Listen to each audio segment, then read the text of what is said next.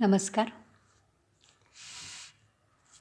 शतकानुशतकं आपली आदर्श भारतीय संस्कृती जीवापाड जपून न्यायासाठी, मुक्तीसाठी, मोक्षासाठी अविरत झगडणाऱ्या स्त्री शक्तीत माझ्यासारख्या भाविक, श्रद्धाळू, विवेकी मनाला देव भेटल्याचा साक्षात्कार होतो आणि दिव्यत्वाच्या प्रचितीपुढे मी नतमस्तक होते.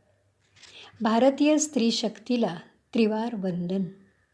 या स्त्री शक्तीचा कधीही पुसला न जाणारा संस्कार ही खरंच आपल्या स्त्री जीवनाची सोबत आहे. अगणित गुणांचा मनोज्ञ संगम करून विधात्याने स्त्रीमूर्ती घडवली. स्त्री म्हणजे मानवी जीवनाच्या, मानवी संस्कृतीच्या अग्रभागी लिहिलेला श्रीकार. स्त्री हा समाज जीवनाचा, सांस्कृतिक जीवनाचा अगदी जिव्हाळ्याचा विषय आहे. संस्कृती जपण्यात, वाढवण्यात स्त्री अग्रेसर असते. कुटुंब, समाज, संस्कृती यांचा केंद्रबिंदू, आधारबिंदू म्हणजे स्त्री. स्त्रीच्या समाजातील दर्जावरून संस्कृतीच्या अंतरंगाची ओळख होते. या जगातील प्रत्येक गोष्ट परिवर्तनक्षम आहे. बदल नैसर्गिक आहेत. काळाच्या परिवर्तनात बदलणं हे जिवंतपणाचं लक्षण आहे. कुठलाही बदल व्यक्तिसापेक्ष नसतो, तर त्याची व्याप्ती प्रचंड असते. अविरत फिरणारे हे कालचक्र कोणी थांबवू शकत नाही. या कालचक्राच्या फिरण्याला अंत नाही, मध्य नाही आणि प्रारंभही नाही. काळाच्या या झंझावातात युगच्या युग गडप होतात. व्यक्ती येतात आणि जातात. कुणालाही कुणासाठी थांबायला वेळ नाही आणि इच्छाही नाही. कारण कुणाचं कुणावाचून अडत नाही, नडत नाही. जन पळभर म्हणतील हाय हाय. या कटू सत्याचा अनुभव आपल्यातल्या प्रत्येकाला आहे. काळाच्या तुफानी वेगात चांगलं आणि वाईट सारं काही भस्मसात होऊन जातं. उरतो तो फक्त त्यांचा वेग. हे सत्य मान्य करून सुद्धा काळाच्या या तुफानी वेगावर प्रयत्नशील मात करून त्यावर आपल्या कार्याचा कायमस्वरूपी ठसा उमटवणारी माणसं होऊन गेली, वर्तमानातही आहेत आणि भविष्यातही नक्की असणार आहेत. अशांपुढे काळही स्तब्ध होतो. आदराने वंदन करतो. त्यांचे गोडवे गातो. वेदकाळापासून संत काळापर्यंत स्त्री जीवनाचा आढावा घेतला तर लक्षणीय चढउतार आपल्याला दिसतात. वेदकालीन स्त्री जीवन अत्यंत समृद्ध होतं. स्त्री स्वयंप्रकाशित होती. तिच्या विकासाला पूर्ण वाव होता.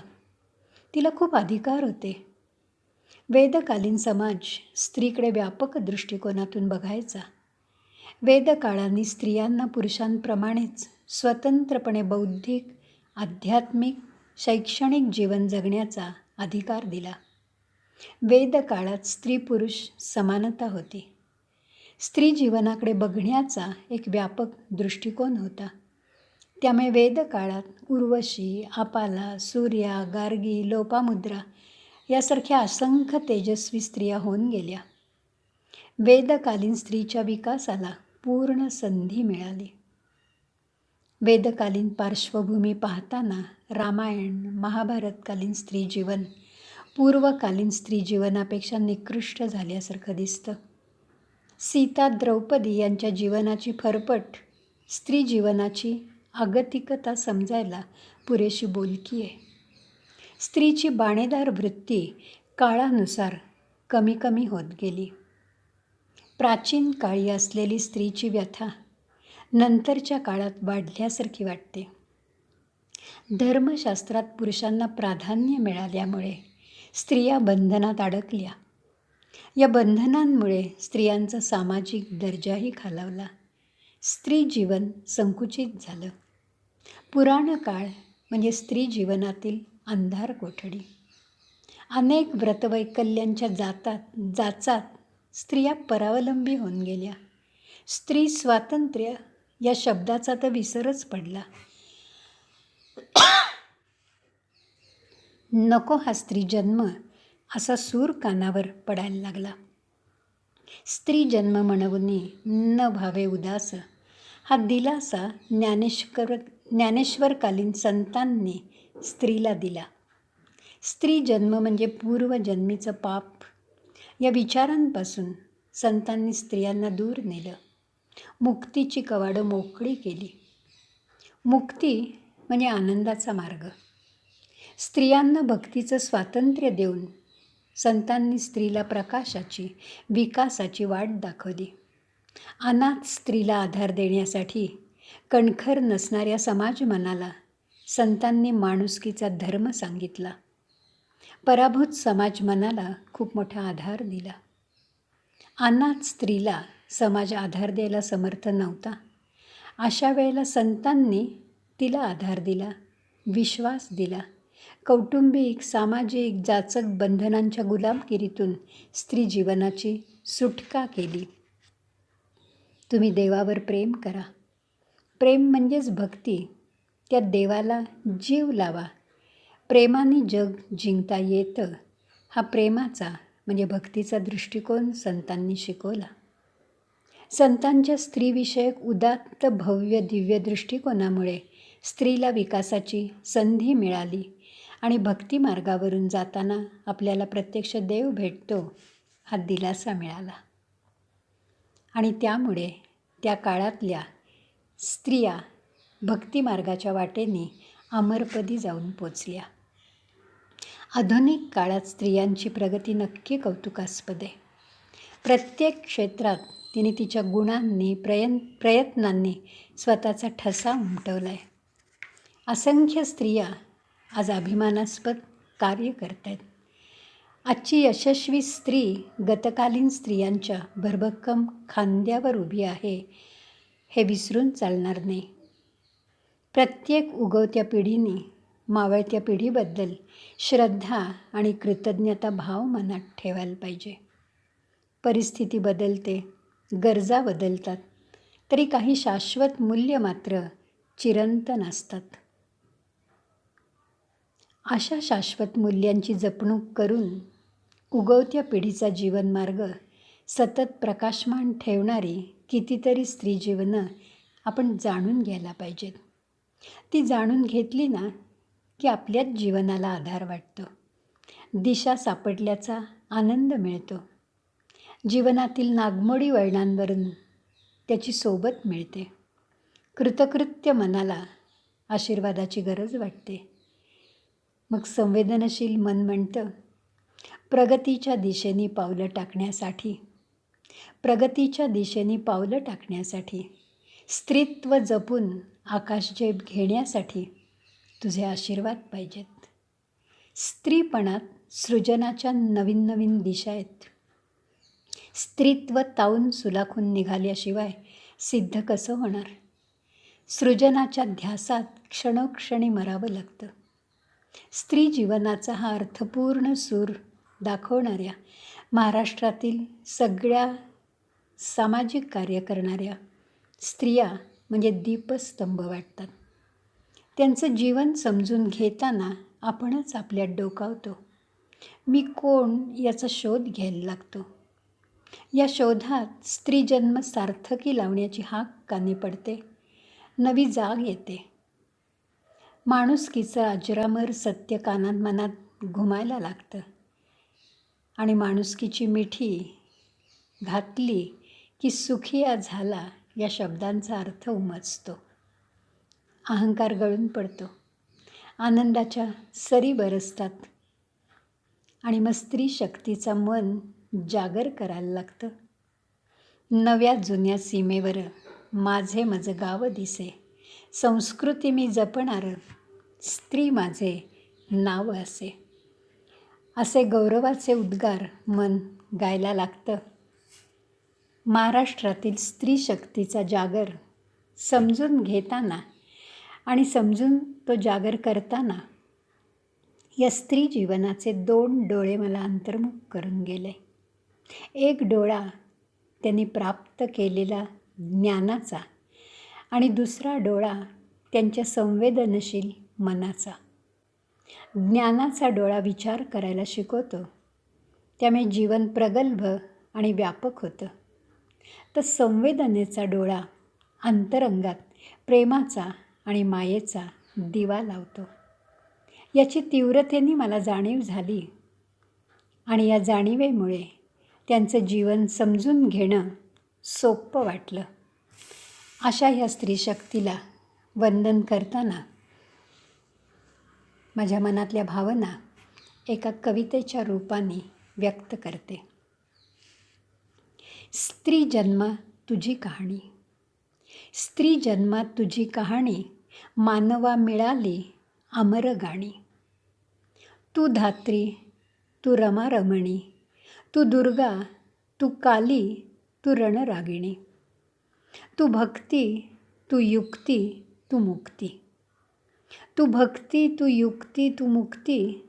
तू आदिशक्ती, तू महाशक्ती. गुण गाऊन तुझे देवी महादेवी, किती तरले या भवसागरी देवी. स्वामी तिन्ही जगाचा, तुझ्या विना भिकारी. स्वामी तिन्ही जगाचा, तुझ्या विना भिकारी. जन्म घेता नररत्ने, देव उजवे तुझ्या कुशीतुनी. त्याग करुणा सेवा प्रेम सिंधू तू. त्याग करुणा सेवा प्रेम सिंधू तू. समर्पण तडजोड पराक्रम तू. तूच तर सकल विश्वा आधार बिंदू तू. सकल विश्वा आधार बिंदू तू. सकल विश्वा आधार बिंदू तू.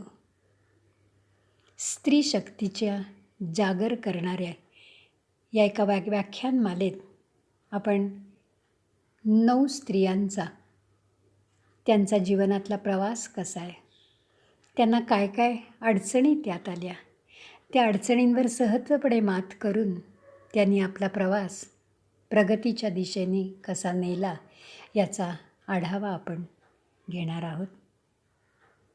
धन्यवाद. अधिक महिना आणि नवरात्र या निमित्ताने स्त्री शक्तीचा जागर या मालिकेतली काही व्याख्यानं आपण ऐकणार आहोत. त्यातलं पहिलं पुष्प रमाबाई रानडे. रमाबाईंच्या हिमालया एवढ्या कार्यकर्तृत्वाला सुरुवातीलाच मी अभिवादन करते. रमाबाईंचा जीवनप्रवास समजून घेताना मन थक्क होऊन जातं. दिव्यत्वाची जेथ प्रचिती, तेथे कर माझे जुळती हा अनुभव येतो. माधवराव रानडे आणि रमाबाई रानडे यांच्या आदर्श सहजीवनाचा कधीही पुसला न जाणारा संस्कार मनावर होतो. ऊर अभिमानाने भरून येतो. रमाबाईंचं पातिव्रत्य, त्यांचं कार्य बघून आपोआप आपण नतमस्तक होतो. माधवरावांच्या निधनानंतर कर्तव्यनिष्ठेने कार्यरत राहून अखेरच्या श्वासापर्यंत वैधव्यातलं पातिव्रत्य सौभाग्य राखणाऱ्या रमाबाई खरंच महान वाटतात. आधी प्रपंच करावा नेटका यानुसार अनेक पातळ्यांवर प्रापंचिक जबाबदाऱ्या समर्थपणे सांभाळून हिमालया एवढं कार्य करणं खूप अवघड होतं. रमाबाईंच्या बाबतीत असं अभिमानाने म्हटलं जातं की 25 कर्तृत्ववान माणसांना जे कार्य शक्य नव्हतं ते कार्य रमाबाईंनी एकटीने केलं. रमाबाई नम्रपणे असं म्हणतात, हे कार्य पतीच्या प्रेरणेमुळे मला पार पडता आलं. 25 जानेवारी 1862 रमाबाईंचा जन्म झाला आणि 26 एप्रिल 1924 रमाबाईंचं निधन झालं. 62 वर्षांचं आयुष्य रमाबाईंना मिळालं, जे त्यांनी समाजकारणी लावलं. असं म्हणतात की रमाबाईंच्या निधनाने 19व्या शतकाच्या अखेरचं पुणं आणि 20व्या शतकाच्या प्रारंभीचं पुणं यांच्यातला एक महान दुवा निखळला. रमाबाईंच्या शैक्षणिक, सामाजिक, सांस्कृतिक क्षेत्रातल्या महान कार्यकर्तृत्वामुळे स्त्रियांच्या पुढील पिढ्यांचा फायदा झाला. वर्तमानातही होतोय आणि नक्की तो भविष्यातही होईल. अफाट कार्य करणाऱ्या एका विदुषीचा जीवन प्रवास वेळाच्या मर्यादेत समजून घेणं खूप अवघड आहे. सोयीसाठी रमाबाईंचं जीवन 3 टप्प्यात समजावून घेण्याचा प्रयत्न करूयात. पहिला टप्पा आहे बालपण, माहेरचे संस्कार ते विवाह. दुसरा टप्पा मोठा आहे माधवराव रमाबाई यांचं सहजीवन, रमाबाईंच्या भावजीवनातलं पतीचं स्थान, पतीच्या सहवासात संस्कारात झालेली रमाबाईंची जडणघडण, माधवरावांचं कर्तृत्व आणि त्यांचा मृत्यू. आणि तिसराही टप्पा अत्यंत महत्त्वाचा आहे रमाबाईंचं वैधव्यातील पातिव्रत्य. माधवरावांच्या पश्चात 22-23 वर्ष सतत रमाबाईंनी केलेलं देवकार्य. क्रांतिकारक रमाबाई, माधवरावांचं अपूर्ण कार्य पूर्ण करण्याचा ध्यास असलेल्या रमाबाई. हे कार्य हीच पतीला श्रद्धांजली, भावांजली, आदरांजली आणि स्मरणांजली. सेवा सदन ही संस्था म्हणजे रमाबाईंच्या महान कार्याचं स्मारक. रमाबाईंना झालेला कौटुंबिक त्रास, रमाबाईंचे अखेरचे दिवस आणि मृत्यू. मरावे परी कीर्तिरूपी उरावे अशा या कर्तृत्व संपन्न स्त्री शक्तीचा जागर करणाऱ्या पूज्य रमाबाईंच्या नावाचा पुरस्कार मला मिळाला हे खरंच माझं मोठं भाग्य आहे. या भाग्यामुळे मी रमाबाईंचं जीवन समजून घेतलं, झपाटली गेले आणि रमाबाईंचं जीवन समाज मनापर्यंत पोचवावं असा मनाशी निश्चय केला. न्यायमूर्ती रानडे यांचा पहिला विवाह ते 13 वर्षाचे असताना झाला. याला बालविवाह असं म्हणता येईल. काळाचा महिमा, याखेरीज यावर काय जास्त बोलणार. माधवराव लहानपणापासून बुद्धिमान होते. स्मरणशक्ती अत्यंत तीव्र होती. स्कॉलरशिपवर सगळं शिक्षण झालं. उच्च शिक्षणामुळे मानाची नोकरी मिळाली. जात्याच त्यांना समाजकार्याची आवड होती. त्यामुळे नोकरी सांभाळून जमेल तसं समाजकार्य चालू होतं. कुटुंबात ते कर्ते असल्यामुळे कौटुंबिक कर्तव्य पार पाडण्यात ते कधीही कमी पडले नाहीत. आपल्या कर्तव्याआड त्यांनी आपली सामाजिक कार्य कधी येऊ दिली नाहीत. माधवरावांच्या पहिल्या पत्नीचं निधन खूप लवकर झालं. खरं म्हणजे माधवराव पहिल्यापासून बालविवाहाच्या विरोधात होते. बालविवाहाचा ते निषेध करणारे होते. स्त्री जीवन, स्त्री शिक्षण या संबंधी त्यांची मतं इतरांना क्रांतिकारक वाटायची. विधवा विवाहाचे ते पुरस्कर्ते होते. ते कर्ते सुधारक हीच त्यांची त्या काळची खरी ओळख. आपला मुलगा पहिल्या पत्नीच्या मृत्यूनंतर विधवा विवाह करेल अशी भीती माधवरावांच्या वडिलांच्या मनात होती. त्यामुळे माधवरावांचा दुसरा विवाह लवकरात लवकर करण्याचा चंग वडिलांनी बांधला. त्यांच्या पाहण्यात एक चुणचुणीत संस्कारक्षम मुलगी आली. तिचं नाव यमुना कुर्लेकर. मुलगी होती 11 वर्षाची. या यमुनेशी माधवरावांचा दुसरा विवाह माधवरावांच्या वडिलांनी लावून दिला आणि वडिलांचा जीव भांड्यात पडला. यमुना म्हणजे रमा म्हणजेच रमाबाई होत्या 11 वर्षाच्या, तर माधवराव होते 31 वर्षांचे. दोघांच्यात 20 वर्षांचं अंतर होतं. 1873 हा विवाह संपन्न झाला. रमाबाईंचं वय 11 म्हणजे खेळण्या बागडण्याचं वय. रमाबाईंचं माहेर अत्यंत संस्कार संपन्न होतं. आईवडिलांच्या कृतीतून रमाबाईंवर अनेक चांगले संस्कार सहजपणे झाले होते. रमाबाईंचा स्वभाव लहानपणापासून भक्ती मार्गाने जाणारा होता. त्या श्रद्धाळू मनाच्या होत्या. त्या लहान असताना एकदा त्यांच्या आईने त्यांना मानसपूजेचं महत्त्व सांगितलं आणि रमाबाईंनी खोलीचं दार बंद करून मानसपूजा सुरू केली.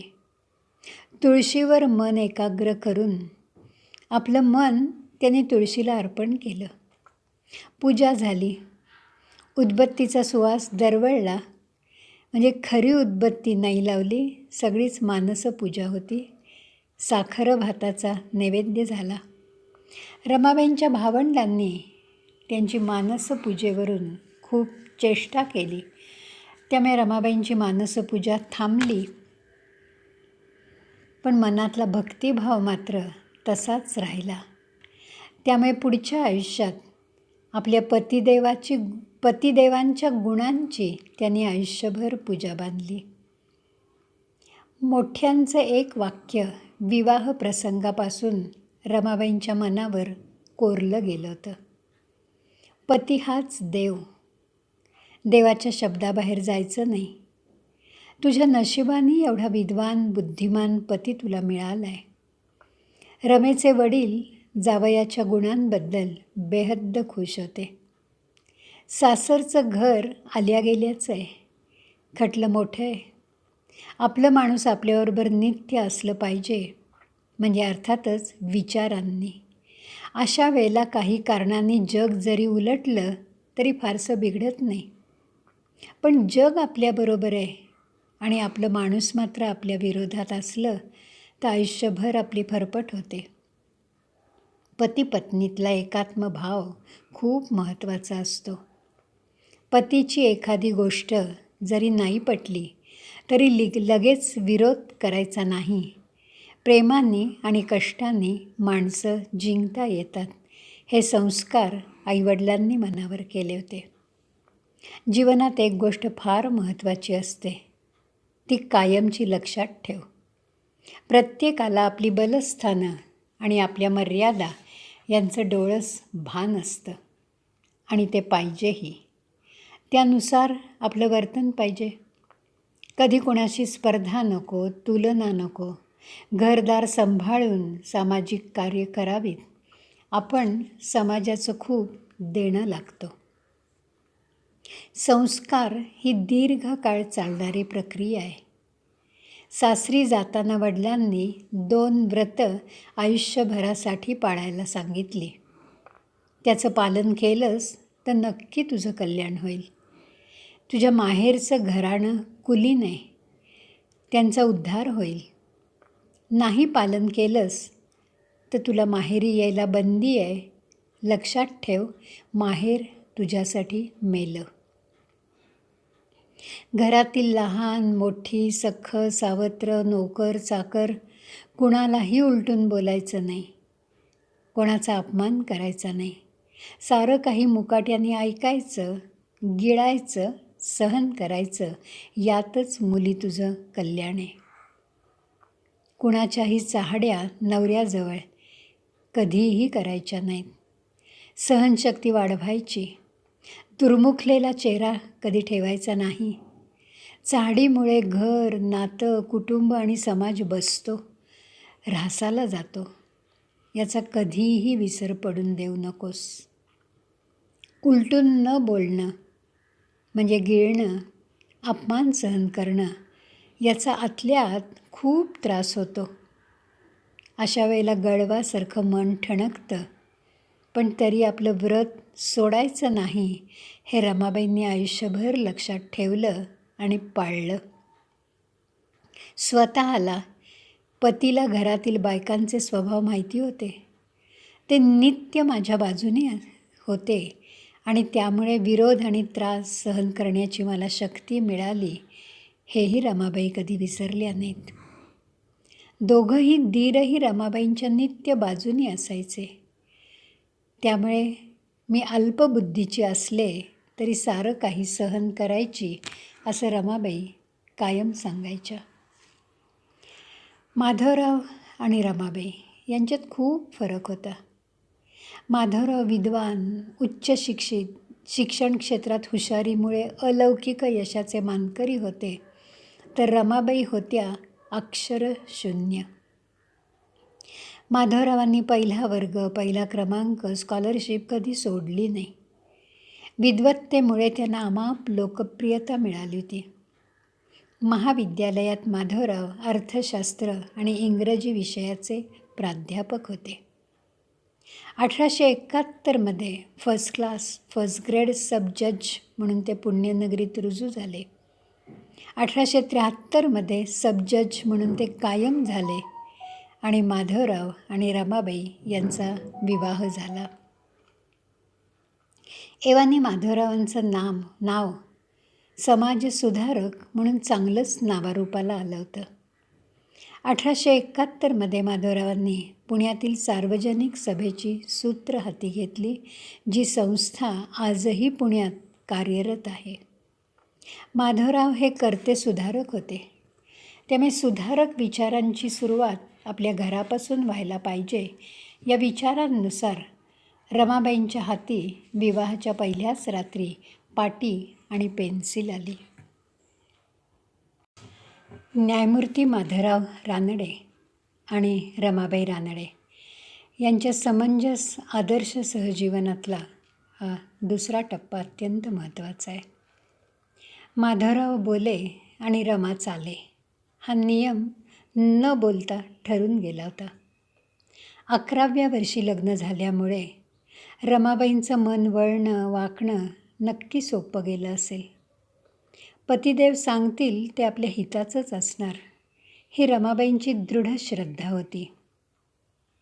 माधवरावांच्या रमाबाईंकडनं खूप अपेक्षा होत्या, कारण त्यांना रमाबाईंच्या अंगी असलेल्या गुणांची डोळस जाण होती. रमाबाई अत्यंत हुशार, चुणचुणीत, चलाख होत्या. स्मरणशक्ती दांडगी होती. रमाबाईंच्या गुणांना वाव मिळायला पाहिजे, समाज मान्यता मिळायला पाहिजे, हा माधवरावांचा ध्यास होता. माधवराव रोज रात्री 2 तास रमाबाईंना शिकवायचे. पती पत्नींचं नातं गुरु शिष्याच्या नात्यात बद्ध झालं होतं. रमाबाई मनोभावे शिकायच्या. त्यांना त्यात गोडी वाटायची.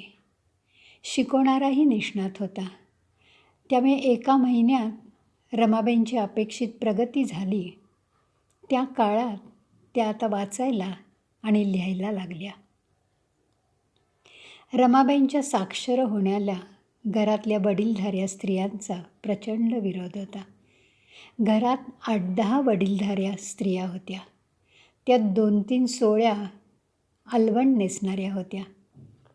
याचा रमाबाईंना खूप त्रास होणार आहे. त्या स्त्रिया रमाबाईंना येता जाता टोमणे मारणार आहेत, घालून पाडून बोलणार आहेत, याची माधवरावांना पूर्ण कल्पना होती. असं असूनही आपण सारं काही सहन करायचं, प्रयत्नांची पराकाष्ठा करायची, मोठ्यांना उलटून बोलायचं नाही, दुर्लक्ष करायचं, सगळं काही मूकपणे गिळायचं, हताश निराश न होता आपल्या ध्येयाकडे वाटचाल करायची. प्रतिकूलतेतच अनुकूलतेची स्वप्न रंगवायची आणि ती वास्तवात येण्यासाठी जीवाचं रान करायचं, असं दोघांनी ठरवलं होतं. संयम, सहनशक्ती वाढवायची. सततच्या विरोधामुळे अंगार फुलतात. नकारातच होकार भरायचा. जे आपल्या हातात आहे ते आपण करायचं. 11व्या वर्षी रमाबाईंना हा सगळा विरोध सहन करायची ताकद कुठनं मिळाली असेल असं वाटतं. पण पतींकडूनच मिळाली असं त्या वारंवार सांगतात. पती त्यांना सांगायचे, जे त्यांना पटायचं आणि त्यातच आपलं कल्याण आहे, फक्त आपलं नाही तर समाजहित आहे, ही रमाबाईंची माधवरावांवर असलेली दृढ श्रद्धा. खरंच दोघांचं सहजीवन जगावेगळं, अलौकिक वाटतं. दोघांचं लक्षणीय सहजीवन समजून घेताना मला तीव्रतेने आठवण झाली पारमार्थिक इतिहासातली, अलौकिक दाम्पत्य जीवनातली कळस असलेले श्रीयुत रामकृष्ण परमहंस आणि त्यांची निजशक्ती असलेल्या शारदा माता. शारदा माता दैवी जीवन जगत होत्या. स्त्री म्हणजे भगवंताच्या प्रेमाची सगुण मूर्ती हे शारदा माता आणि रमाबाईंकडे बघून पटतं. रामकृष्ण परमहंस, त्यांचे शिष्य स्वामी विवेकानंद, समर्थ रामदास स्वामी या सगळ्या थोर पुरुषांचा स्त्रीविषयक दृष्टिकोन अत्यंत उदार, भव्य आणि दिव्य होता. त्यानुसारच त्यांचं कार्य होतं. न्यायमूर्ती माधवराव रानडे यांचाही स्त्रीविषयक दृष्टिकोन अतिव्यापक होता. स्त्रीच्या अंगभूत गुणांना वाव मिळाला पाहिजे. स्त्री अबला नाही. खरंच असं वाटतं, जिच्या पोटी स्वातंत्र्यवीर सावरकरांसारखे देशभक्त जन्माला येतात, ती स्त्री अबला असू शकत नाही. ती आदिशक्ती आहे. तिचा मान राखून, तिच्या गुणांना वाव देऊन तिचा विकास मोठ्या मनाने करायला हवा. अशा विचारांच्या माधवरावांच्या सहवासात रमाबाई तयार झाल्या. माधवराव असेपर्यंत रमाबाई त्यांची सावली म्हणून जगल्या. पण माधवरावांच्या पश्चात ही सावली माधवरावांच्या संस्कारामुळे खूप मोठी झाली. परमहंसांच्या महानिर्वाणानंतर त्यांचं अपूर्ण कार्य शारदा मातांनी पूर्ण केलं. विवेकानंदांसारख्या शिष्यांना मार्गदर्शन केलं. त्यानुसार माधवरावांनी देह ठेवल्यावर 2 तपांहून अधिक काळ रमाबाईंनी माधवरावांच्या अनेक स्वप्नांची पूर्ती केली. कार्याची व्याप्ती आणि गती खूप वाढवली.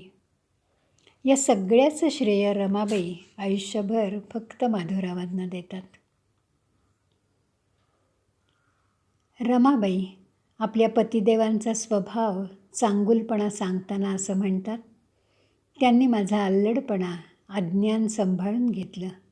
कधी नाराजी दाखवली नाही, कधी रागवले नाहीत, तिरस्कार नाही, नावं ठेवणं नाही, कमी लेखणं तर नाहीच नाही. माणूस कितीही अडाणी, अज्ञानी, लहान असला तरी त्याला समजून घ्यायचं, सांभाळायचं, त्याला आपला मानायचा हा त्यांचा बाणा अगदी सहज धर्म होता. रमाबाईंच्यात असलेले गुण माधवरावांनी जाणून घेतले. रमाबाई कुशाग्र बुद्धीच्या होत्या. त्यांची स्मरणशक्ती तल्लख होती. पतीवर दृढनिष्ठा होती. मुख्य म्हणजे मनाची पाटी कोरी करकरीत होती. त्यामुळे या कोऱ्या पाटीवर, निरागस मनावर संस्कार करणं माधवरावांना सोपं गेलं असेल. गुरु शिष्याच्या या पवित्र नात्यात समंजसपणा होता, श्रद्धा होती. रमाबाईंच्या मनात नितांत आदर होता. माधवरावांनी शिकवलेली प्रत्येक गोष्ट रमाबाई एखाद्या टिपकागदासारख्या टिपायच्या. त्यात त्यांना खूप आनंद मिळायचा. अभ्यासात त्यांना खूप गोडी वाटायची. आपण खूप शिकायचं, शिक्षणाने मोठं व्हायचं, हे रमाबाईंचं स्वप्न होतं. दोघांचीही स्वप्न हातात हात घालून यशाकडे वाटचाल करत होती. त्यांच्या कष्टांना, प्रयत्नांना आता गोमटं फळ येत होतं. माधवराव रमाबाई यांचे कष्ट, जिद्द, प्रयत्न, संयम, निष्ठा या सगळ्या गुणांचं चीज झालं. 8-10 वर्षात रमाबाई ज्ञानी झाल्या. समाज त्यांना विदुषी म्हणायला लागला. माधवरावांचं स्वप्न साकार झालं. 1893 माधवरावांचं जीवन, कार्य, कर्तृत्व आदर्श वाटल्यामुळे ज्ञानचक्षूचे संपादक वा. रानडे यांनी माधवरावांचं चरित्र लिहिलं. माधवरावांच्या चरित्राचा एक अविभाज्य घटक म्हणजे ज्ञानसंपन्न रमाबाई होत्या. त्यामुळे माधवरावांच्या कार्यकर्तृत्वाचा, यशस्वी जीवनाचा, त्यांच्या समाजकार्याचा, क्रांतिकारक विचारांचा चरित्रात सविस्तर आढावा घेतलेला आहेच. पण त्याच्याबरोबरच रमाबाईंनी संपादन केलेल्या ज्ञानाचा, रमाबाईंच्या सामाजिक कार्याचा आणि त्यांच्या व्यक्तिमत्वाला, या चरित्रात खूप मोठा न्याय रानड्यांनी दिला. ज्ञानसंपन्न गुणी रमाबाईंचं नाव त्या काळी महाराष्ट्रातल्या मोजक्या 4-5 कुलीन विदुषींमध्ये पहिलं घेतलं जातं. या यशामागे किती सोसणं, केवढा त्याग होता. खरंच या दोघांचंही सहजीवन म्हणजे एक महान यज्ञ वाटतं. 1893मध्ये माधवरावांची नेमणूक मुंबईला हायकोर्टाचे जज म्हणून झाली आणि त्यांच्या चाहत्यांनी त्यांच्या सत्कार समारंभाचा मोठा घाट घातला. या गौरव समारंभात रमाबाईंचा गौरव करायचा विसर लोकांना पडला नाही. हा गौरव केवळ जज्जांची पत्नी म्हणून नव्हता. पातिव्रत्य समर्थपणे सांभाळून स्वतःचं अस्तित्व ज्ञान संपादनाने सिद्ध करणारी एक थोर विदुषी म्हणून मानाची माळ रमाबाईंच्या गळ्यात पडली. असा सत्काराचा मान मिळवणाऱ्या कदाचित रमाबाई पहिल्या असतील. रमाबाईंच्या गुणांना आणि कर्तृत्वाला खऱ्या अर्थाने वाव दिला तो माधवरावांनी. हा माधवरावांच्या मनाचा मोठेपणा आहे. पुरुषी अहंकार त्यांच्या मनात कधी जागा झाला नसेल का? 100-125 वर्षांपूर्वीचा हा काळ आहे, ज्या काळात स्त्रिया फारशा घराबाहेर पडत नव्हत्या. पती पत्नींचं नातं कसं असावं याचा वस्तुपाठ म्हणजे माधवराव आणि रमाबाई, पण याचं श्रेय दोघांनाही द्यायला लागेल. आपल्या जडणघडणीत, आपल्या कार्यात आपल्या देवरूप पतीचा वाटा खूप मोठा आहे. याची मनोमन जाणीव अखेरच्या श्वासापर्यंत रमाबाईंच्या मनात होती. त्याची जाहीर कबुली द्यायला त्यांना कधी संकोचही वाटला नाही. रमाबाईंच्या यशामागचा संघर्ष फार मोठा होता. संघर्षाच्या काळात या पतिपत्नींनी नकारात्मक विचारांना कधी थारा दिला नाही. फलाची अपेक्षा ठेवली नाही. प्रसिद्धीची हाव मनात नव्हतीच. पण दोघांचं कार्य इतकं मोठं होतं की प्रसिद्धी त्यांच्या मागे आली. बाहेरच्या शत्रूला, विरोधाला तोंड देणं एक वेळ सोपं असतं, पण घरचा शत्रू म्हणजे 24 तासांचा शत्रू म्हणजे आपल्या विकासातला खरं तर अडसर असतो. घरातल्या 8-10 मोठ्या स्त्रियांचा जाच स्वीकारून रमाबाई शिकल्या. तो काळ असा होता की घरच्या सुनेनी शिकणं म्हणजे वडीलधाऱ्यांचा अपमान करणं. शिक्षण म्हणजे वाया जाणं. इंग्रजी शिकणं म्हणजे तो महाभयंकर पाप. रमाबाईंच्या शिक्षणाचा विटाळ या घरच्या बायकांना व्हायचा आणि मग पोक्तपणे रमाबाईंना अनेक प्रकारचा सल्ला मिळायचा. त्या घरच्या स्त्रिया रमाबाईंना म्हणायच्या, तुम्ही कशाला शिकता? नवऱ्याच्या इच्छेनुसार कशाला नाचता? हो म्हणावं आणि आमच्यासारखं घरकामात रमावं. शिक्षणाचं थेर वाईटच. नवऱ्याला बजावा की मी नाही शिकणार. रमाबाई खाली मान घालून निमूटपणे सगळं काही ऐकायच्या, गिळायच्या. ऐकावं जनाचं आणि करावं मनाचं ही कला त्यांनी अवगत करून घेतली होती. आता अभ्यास खूप वाढला. बाहेरची कामं वाढली. माधवरावांच्या अपेक्षा उंचावतच गेल्या. त्यामुळे रात्री 2 तास, पहाटे 2 तास आणि परत दुपारी 2 तास एवढा अभ्यासही पुरेनासा झाला. जेवढा अभ्यास वाढला तेवढा घरचा जाच वाढला. पण तेही नित्याचं होऊन बसलं. माधवरावांची बदली झाली आणि जाणीवपूर्वक त्यांनी बदलीच्या ठिकाणी घरच्या कुठल्याही मोठ्या बायकांना नेलं नाही. रमाबाईंच्या प्रगतीला, त्यांच्या शिक्षणाला स्वातंत्र्य मिळावं हा विचार त्यामागे होता. स्वयंपाकासाठी बाई, वर कामाला गडी माणसं अशी सगळी व्यवस्था माधवरावांनी केली. त्यामुळे रमाबाईंना अभ्यास आणि सार्वजनिक कामाला भरपूर वेळ मिळेल ही इच्छा. जेवढं त्या काम जास्त करतील तेवढा अनुभव वाढेल आत्मविश्वास वाढेल, जनसंपर्क वाढेल. त्या काळी माधवरावांना महिना 1800 पगार होता. पण शिस्त एवढी कडक होती की पैचा हिशोब रमाबाईंना ठेवायला लागायचा. सगळा पगार त्यांच्या हाती दिला जायचा. वैभवातलं नियोजन, शिस्त घरी असली की सामाजिक कार्यासाठी तिचा उपयोग होतो. स्वभाव काटकसरी हवा, अंगी व्यवहार चातुर्य हवं, गरजूंना जास्तीत जास्त मदत करायची, पण पारखून योग्य ठिकाणीच, असा माधवरावांचा खाक्या होता. या तालमीत रमाबाईंची सर्वांगीण वाढ झाली.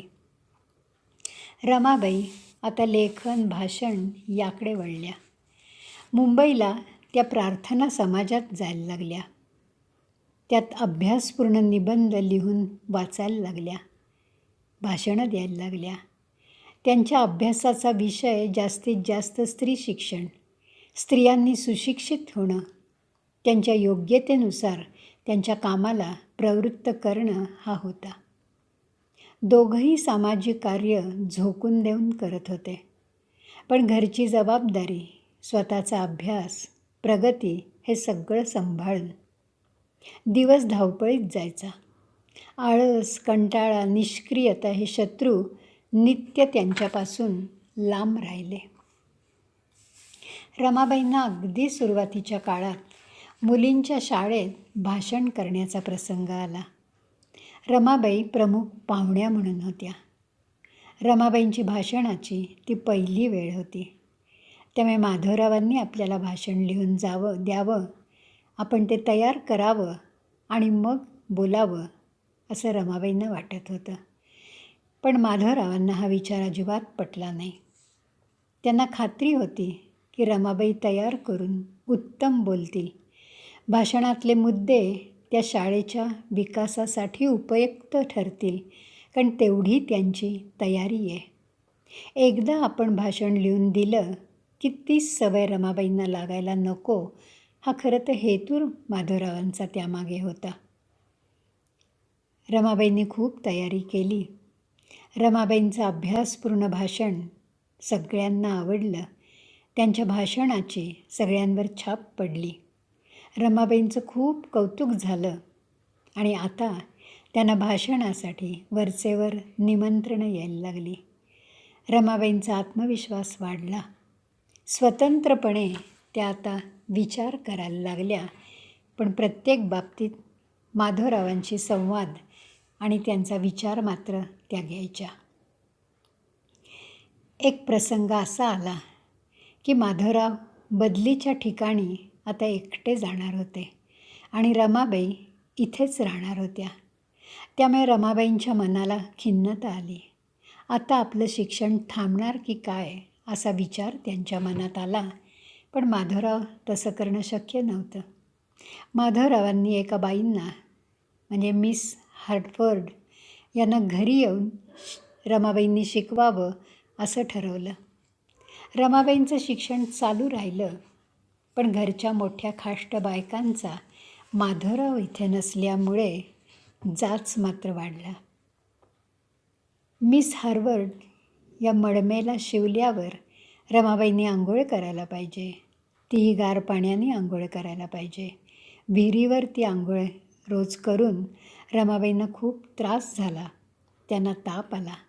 गार पाण्याची आंघोळ त्यांना सहन झाली नाही. आंघोळ न करता नुसते कपडे बदलायचे तर या बायकांना चालायचं नाही. आंघोळ करायची नसेल तर बसून राहा आपल्या वरच्याच खोलीत, आम्ही ताटवर पाठवत जाऊ, साहेबीण ना तुम्ही, खाली आम्ही काम करायला दासी आहोतच, असं घालून पाडून बोलणं. रमाबाईंना काय करावं ते अशा वेळेला समजायचं नाही. त्या गोंधळून जायच्या, कारण त्यांना शक्ती देणारे माधवराव आता परगावी असायचे. रमाबाई आजारी पडल्या.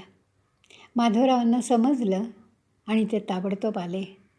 रमाबाईंची आंघोळ करणं बंद झालं, पण छळ मात्र संपला नाही. माधवरावांनी रमाबाईंना सांगितलं की शांत राहा, दुर्लक्ष करा, पण शिक्षण मात्र सोडू नका. आंघोळ नाही करायची, फक्त कपडे बदलायचे. मोठ्या सोहळ्यात जाऊ नका, बाहेरची कामं करा, पण शिक्षण मात्र पूर्ण व्हायला पाहिजे. आणि इंग्रजी शिक्षण तर हवंच हवं. माधवरावांचं कर्तृत्व अफाट होतं. त्यांची विद्वत्ता अलौकिक होती. अमाप लोकप्रियता त्यांना मिळाली. 1891च्या सुरुवातीला दोघंही करमळ्याला गेली. अविरत चालू असलेल्या विविधांगी कार्यामुळे मन, बुद्धी उत्साही राहिली. पण शरीर थकायला लागलं. यातच माधवरावांना कॉलरा झाला. रमाबाई सेवा करत होत्या. योग्य औषधोपचार चालू होते, पण आजार बळावत होता. औषधांना गुण येत नव्हता. रमाबाईंनी पुण्याहून तज्ज्ञ डॉक्टर आणि माधवरावांच्या बहिणीला बोलावून घेतलं. त्यांच्या येण्याची सोय केली. माधवरावांच्या आजाराला थोडा उतार पडल्यावर माधवरावांना पुण्याला आणलं. प्रसंगावधान, निर्णय क्षमता, सेवाभाव आणि डॉक्टरी इलाज यांचा एकत्रित परिणाम म्हणून माधवराव बरे झाले आणि रमाबाईंचा जीव भांड्यात पडला.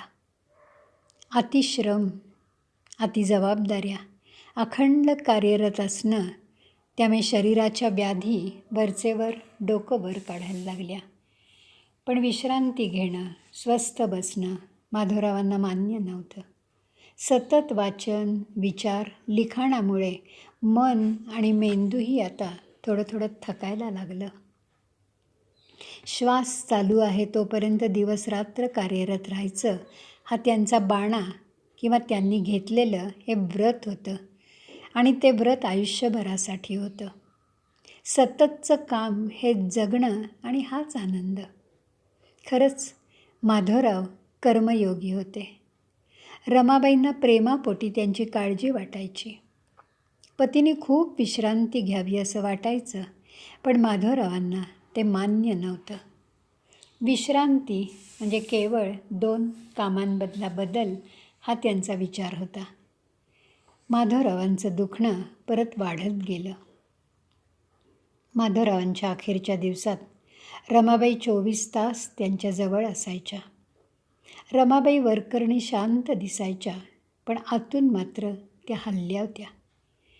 माधवरावांचं स्पॅझमचं दुखणं म्हणजे छातीत कळा येणं, छातीत दुखणं आणि भयंकर अस्वस्थ वाटणं हे दिवसेंदिवस वाढत होतं. रमाबाई अतिश्रद्धाळू होत्या. त्या सतत देवाचा धावा करायच्या. अहोरात्र डोळ्यात तेल घालून सेवा करायच्या. देवा तूच रक्षण कर अशी प्रार्थना करायच्या आणि प्रार्थनेने त्यांच्या मनाला जरा आधार वाटायचा. 14 जानेवारी 1901 माधवरावांचं दुखणं खूप वाढलं. पायावरची सूज वाढली. स्पॅझमची तीव्रता वाढली. माधवरावांचं शरीर क्षीण होऊन गेलं. सहनशक्ती मनाची आणि शरीराची ही दोन्हीही कमी कमी होत गेली. स्पॅझममुळे शक्तिपात व्हायचा, जीव घाबरायचा, हृदयविकाराचाही त्रास खूप वाढला. या दुखण्यातून उठणं अवघड आहे अशी चिन्ह दिसायला लागली. 16 जानेवारीला सकाळपासून माधवरावांना खूप हुशारी वाटत होती. दिवसभर वाचन, लिखाण त्यांनी केलं. रमाबाईंची खूप गप्पा झाल्या. संध्याकाळी दोघं बग्गीतून फिरूनही आली. मैलभर दोघं चालली. रमाबाईंना खूप दिवसांनी आनंद, समाधान मिळालं, पण ज्योत विझण्यापूर्वीची ती फडफड होती. माधवरावांना खरं तर मृत्यूची चाहूल लागली होती. मृत्यूचे विचार त्यांच्या मनात चालू होते. ते मनाने शांत होते, पण रमाबाई मात्र अस्वस्थ झाल्या. त्या अंतर्मुख झाल्या. मनाची तयारी करू लागल्या. जेवण झालं. तुकारामांचे अभंग माधवरावांना खूप आवडायचे. ते रमाबाईंनी म्हटले. भजन झालं. वातावरणात शांतता, प्रसन्नता वरकरणी दिसत होती, पण रमाबाई आतून हलल्या होत्या. रात्री 10, 10:30च्या सुमारास माधवरावांच्या छातीत खूप दुखायला लागलं. कळा यायला लागल्या. त्यांना ते सहन होईना. या वेदनेपेक्षा मृत्यू चांगला असं ते सारखं म्हणत होते. रमाबाईंनी तातडीने डॉक्टरांना बोलावलं, पण डॉक्टर येण्यापूर्वी माधवराव शांत झाले, कायमसाठी शांत होऊन गेले. घराचा, रमाबाईंचा आधार गेला. त्यांचा पती, त्यांचा गुरु आणि त्यांचा देव त्यांना कायमचा सोडून गेला. रमाबाई पोरक्या झाल्या. त्यावेळेला नानू 6 वर्षाचा होता आणि सखू 11 वर्षांची होती. कार्याचा पसारा तर हिमालया एवढा मोठा होता. अंत्यदर्शनासाठी मुंबईकरांनी, माधवरावांवर अपार प्रेम करणाऱ्या माणसांनी प्रचंड गर्दी केली. जणू महापूर लोटला. अवघ्या हिंदुस्थानला प्रकाश देणारा सूर्य मावळला. अंधार दाटून आला. शोककळा पसरली. रमाबाई खचून गेल्या. स्वतःला उभं करत होत्या, सावरत होत्या. रमाबाईंना दुखवट्याच्या 1000 तारा आल्या. पत्रांचा तर वर्षाव झाला. हळूहळू रमाबाई सावरल्या. 27 वर्षांचा सहवास. दोघांना एकमेकांची पूरक साथ होती. दोघांचं नातं अद्वैताचं होतं. माधवराव या संतांच्या सहवासात रमाबाईंची आध्यात्मिक वाढ झाली. त्यामुळे दुःख आयुष्यभरासाठी असलं तरी त्या शोक करत बसल्या नाहीत. पती निधनानंतर दुःख व्यक्त करण्यात संयम होता. रमाबाईंच्या विचारात विवेक होता. भविष्यात काहीतरी भरघोस कार्य करण्याची जिद्द होती. माधवरावांच्या पश्चात त्यांच्याच विचारांनी जगण्याचं व्रत त्यांनी घेतलं. या व्रताचाच रमाबाईंना खूप मोठा आधार वाटला. रमाबाई नुसत्या व्रताच्या विचारांनीच सावरल्या. शरीर रूपाने माधवराव आज आपल्याबरोबर नसले तरी विचार रूपाने त्यांची नित्य सोबत आपल्याला आहे. ही ऊब आता रमाबाईंना पुरेशी वाटली आणि रमाबाईंच्या कार्याची दिशा ठरली. न्यायमूर्ती माधवराव रानडे आणि रमाबाई रानडे या पतिपत्नींचं सहजीवन किती आदर्श होतं. ते एकमेकांना अत्यंत पूरक होते. त्यांच्यात कधीच कुठली स्पर्धा नव्हती. त्यामुळे न्यायमूर्ती मोठे का रमाबाई मोठ्या असा भागच त्यांच्यात कधी नव्हता. त्यामुळे आपल्यासारख्या बघणाऱ्यांचा दृष्टिकोनही तसा नाही. माधवराव रानडे आणि रमाबाई यांच्यात द्वैत नव्हतं तर अद्वैत होतं. माधवरावांच्या संस्कारात आणि माधवरावांच्या सावलीत रमाबाईंचं शिक्षण झालं. त्यांनी समाजकार्य सुरू केलं. पण हे सगळं करताना माधवराव त्यांच्याबरोबर आहेत. हा एक फार मोठा भाग रमाबाईंना आधार वाटायचा. माधवरावांच्या पश्चात आता आपल्याला हे कार्य पुढे न्यायचं आहे. त्यासाठी तर भगवंतांनी आपल्याला त्यांच्या मागे ठेवलं आहे हे रमाबाईंच्या लक्षात होतं. पण माधवरावांचं कार्य एवढं हिमालया एवढं मोठं होतं की ते थोडंसं कार्य आपण थोडक्यात बघूयात. म्हणजे रमाबाईंना त्यांच्या पश्चात काय कार्य करायचं आहे याची आपल्याला कल्पना येईल. महाराष्ट्रातील आणि हिंदुस्थानातील असंख्य चळवळींचे आद्य प्रवर्तक म्हणजे न्यायमूर्ती माधवराव रानडे. या सर्व चळवळींचा हेतू म्हणजे राष्ट्राची उन्नती.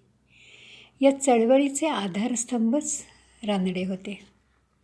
अतिविशाल, व्यापक, तेजस्वी बुद्धी, अगाध ज्ञान, प्रचंड व्यासंग यासारखे गुण त्यांनी देशसेवेसाठी अर्पण केले.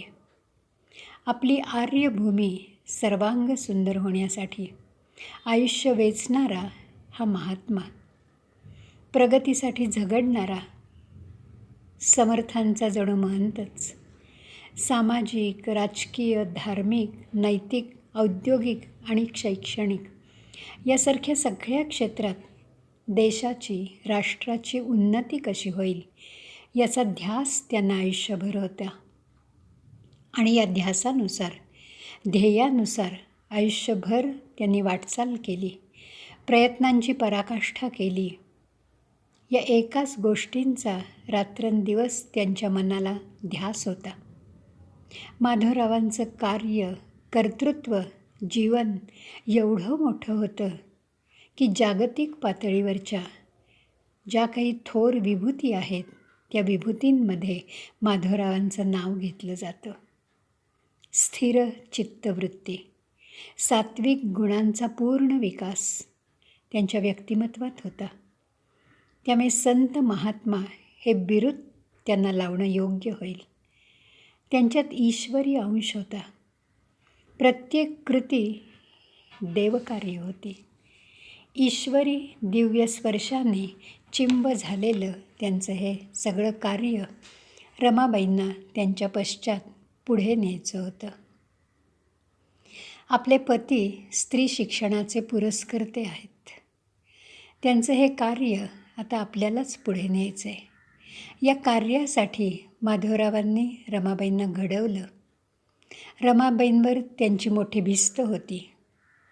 कौतुक एका गोष्टीचं वाटतं की 150 वर्षांपूर्वी रमाबाईंना आपल्या पतीच्या सगळ्या कार्याची, त्यांच्या प्रत्येक हालचालीची अगदी तपशीलवार माहिती होती. कारण दोघांच्यात अत्यंत मोकळा संवाद होता. सगळ्या उपक्रमांचा आराखडा आणि व्यावहारिक बाजू रमाबाई बघत होत्या. त्या काळी दोघंही समान पातळीवर होते. एकमेकांना ते पूरक होते आणि एकमेकांसाठीच जगत होते. त्यामुळे माधवरावांच्या पश्चात त्यांचं कार्य नेटाने पुढे नेण्यात रमाबाईंना आनंद होता हे नक्की. आता उरलं उपकारापुरता या वृत्तीने रमाबाईंनी कार्यासाठी स्वतःला उभं केलं आणि त्या कार्यात स्वतःला झोकून दिलं. 1901 साली पती निधनानंतर रमाबाई मुंबईहून पुण्याला आल्या. त्या घरातील वरच्या खोलीत त्यांचं सहजीवन सुरू झालं. पहिल्या रात्री हाती पाटी आली. सरस्वतीची आराधना आणि उपासना सुरू झाली. त्या ज्ञान मंदिरात 6 महिने रमाबाईंनी स्वतःला कोंडून घेतलं. जिथे सगळ्या चिंतांचा अंत होतो तो खरा एकांत. या 6 महिन्यात रमाबाई मोकळ्या झाल्या. मन निरभ्र झालं. पुढील कार्यासाठी कृतनिश्चय झाला. आराखडा तयार झाला. पतिरूपी सूर्याच्या तेजात त्या न्हाऊन निघाल्या. दशदिशा उजळून निघाल्या. हे जीवन सत्कारणी लावण्यासाठी सूर्याकडून आपल्याला तेज मिळालेलं आहे. आणि रमाबाईंनी काट टाकली. त्या धीराने उभ्या राहिल्या, अगदी एखाद्या अभेद्य पहाडासारख्या. रमाबाई लहानपणापासून श्रद्धाळू होत्या. त्यांची श्रद्धा अति डोळस होती. सत्य हाच देव आणि अशा सत्यरूपी कार्यातच आपल्याला देव भेटतो हा अनुभव त्यांच्या गाठीशी होता. त्यामुळे पतीसारखा कर्मयोग साधायचा हा विचार नक्की झाला. धूळ तोची बुक्का कर्म हे चंदन, धूळ तोची बुक्का कर्म हे चंदन, अहोरात्र सेवा हेच हरीचे भजन. हा संस्कार त्यांना महत्त्वाचा वाटला. तुकाराम महाराजांच्या अभंगांचा रमाबाईंचा अभ्यास होता. त्या अभंगातलं तत्त्वज्ञान हीच आपली आता समर्थ सोबत आहे असं त्यांना वाटत होतं. सुखदुःख संसारी देव धरावा अंतरी, सारी चिंता हरिहरी म्हणे तुकाराम. जन हे सुखाचे दिल्या घेतल्याचे, अंतकाळीचे कुणीही नाही. अंतकाळ म्हणजे संकटकाळ असा अर्थ इथे अभिप्रेत आहे. या अनुभवाची श्रीमंती आता रमाबाईंच्या गाठीशी होती. या ऐश्वर्यामुळे आपला भगवंत आपल्याकडून खूप कार्य करवून घेईल, आपल्याला त्यासाठी ताकद देईल, ही त्यांची श्रद्धा होती. माधवरावांच्या विचारांची सोबत तर नित्यासाठी होतीच. असं म्हणावंसं वाटतं की वैधव्यात पतीच्या विचारांनी झपाटून गेलेली ही पतिव्रता वंदनीय आहे. वर्षभरातील कार्याचं विचारपूर्वक नियोजन करून त्या उभ्या राहिल्या, त्या कायमसाठी. पहिलं एक अत्यंत महत्त्वाचं काम रमाबाईंनी केलं. माधवरावांच्या प्रार्थना समाजातल्या भाषणांच्या ग्रंथ संपादनाचं. माधवरावांची ही व्याख्यानं धर्मपर होती. माधवरावांची दैवी वाणी रमाबाईंच्या कानामनात घुमत होती. या वाणीने त्या जीवनात स्थिर झाल्या होत्या. प्रपंचातल्या संकटांवर, घरातल्या विरोधावर सहजी मात करण्याची शक्ती त्यांना या दैवी वाणीतून मिळाली होती. जे आपल्याला मिळालं ते समाज मनापर्यंत पोचवायला हवं, ही संत वृत्ती माधवरावांच्या सहवासात रमाबाईंना मिळाली होती. पतीबद्दल, पतीच्या कार्याबद्दल आणि कर्तृत्वाबद्दल, विचारांबद्दल आत्यंतिक आदर, आस्था, भक्ती रमाबाईंची होती. ज्या पतीच्या विचारांनी आपल्यात बदल झाला, आपलं व्यक्तिमत्व घडलं, ते विचार इतरांची जीवनं घडवायलाही नक्की उपयोगी पडतील, ही त्यांची श्रद्धा होती. त्या धर्मविषयक विचारांना काळसुद्धा धक्का लावू शकणार नाही, या विश्वासाने, श्रद्धेने आपल्या विद्वान, सच्शील, चारित्र्य संपन्न पतीची सेवा साहित्याच्या संकलन रूपाने करावी, हा या पतिव्रतेच्या मनातला हेतू. आणि या हेतूने रमाबाईंनी माधवरावांची धर्मपर व्याख्यानं संपादित केली. असा हेतू दुर्मिळ बघायला मिळतो. मुंबईत प्रार्थना मंदिरात उपासनेच्या प्रसंगी मांडलेले न्यायमूर्तींचे विचार स्वर्गीय आनंद देणारे आहेत. अत्यंत प्रेमळ, प्रभावी, रसयुक्त, अंतर्मुख करणारी न्यायमूर्तींची ही वाणी. त्यांचे विचार कानावर पडले की मन एकाग्र होतं आणि प्रापंचिक दुःखांचा विसर पडतो. या विचारांचा, वाणीचा प्रभाव केवळ व्याख्यान संपेपर्यंतच राहतो असं नाही, तर घरी गेल्यावरही बराच काळ हा परिणाम टिकतो. त्या विचारांचा मनावर कायमचा संस्कार होतो. त्या अमृतवाणीचा अनुभव इतरांना द्यावा, हा रमाबाईंचा यामागचा व्यापक हेतू होता. पतिनिधनानंतर पतिदेवांचा प्रत्यक्ष सहवास नाही, तर विचारधनाचा सहवास आहे, हे समाधान. आणि त्या समाधानातून संपादनाचं कार्य रमाबाईंनी हाती घेतलं.